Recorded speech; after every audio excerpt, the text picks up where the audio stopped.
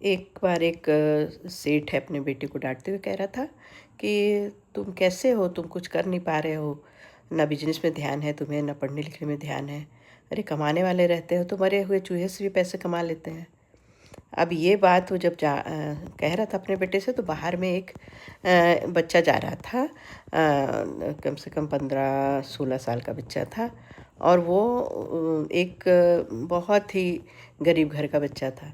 तो उसे पैसे की वैल्यू पता थी। वो जब सुनता है कि अरे इतना बड़ा सेठ होके कहता है कि मरे हुए चूहे से भी पैसा कमा लेता है लोग, तो क्यों ना मैं मरे हुए चूहे से पैसे कमाऊँ।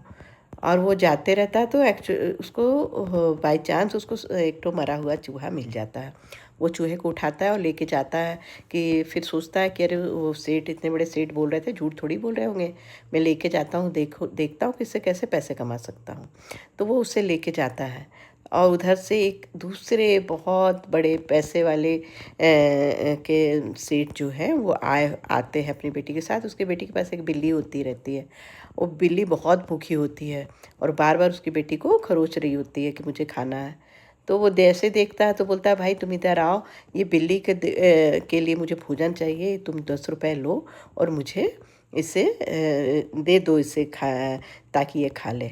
तो वो बोलता है ठीक है, वो उसे दे देता है। उसे पता चलता है अरे तो 10 रुपए मैंने कमा लिए मरे हुए चूहे से। वो सेठ ज़रूर कहते थे, अच्छा कहते थे और बहुत दिमाग वाला बच्चा था।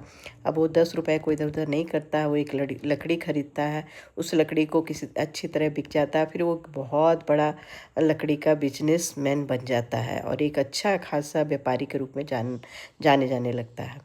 और एक बार जब फिर बहुत बारिश हुई रहती है, एक बहुत धनी घर की एक बूढ़ी माता का देहांत हो जाता है और सारी लकड़ियाँ गीली रहती है, उसे लकड़ियाँ कहीं नहीं मिलती है, तो ये इसके पास आता है और ये बोलता है मुझे इतनी लकड़ियाँ चाहिए और तुम्हें जितना धन चाहिए मैं तुम्हें दूँगा, लेकिन मेरी जो दादी है उसको जलाने के लिए लकड़ियाँ आप दे दो। तो वो कुछ ज़्यादा पैसे लेके और फिर लकड़ियाँ उन्हें बेचता है, जिन्हें जितना उन्हें आवश्यकता होती है।